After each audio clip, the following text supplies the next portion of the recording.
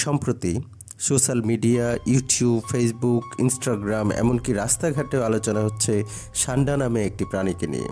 বলা হচ্ছে এটি খেলে নাকি শরীরে প্রবল শক্তি আসে। এটি কি সত্যিই কোনো জাদুর ওষুধ নাকি সবটাই গুজব? আজকের এই ভিডিওতে আমরা জানব মরুভূমির সান্ডা সম্পর্কে। সান্ডা আসলে একটি টিকটিকি জাতের প্রাণী যার বৈজ্ঞানিক নাম ইউরোমাস্টিক্স।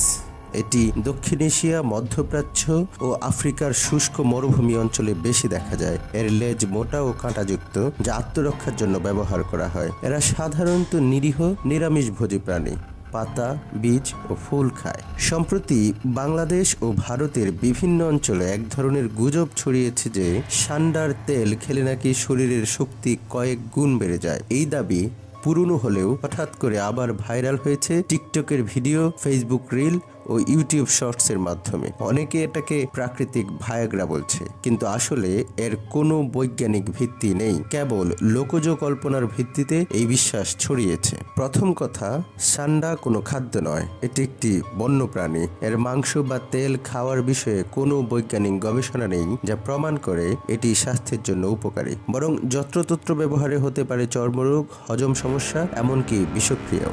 বেশিরভাগ ক্ষেত্রে এগুলোর তেল বলে যা বিক্রি হয় তা আসলে তৈরি হয় সাধারণত পশুর চর্বি দিয়ে। নাম দিয়ে দেওয়া হয় সান্ডার তেল, অর্থাৎ এগুলোর 99%ই ভুয়া।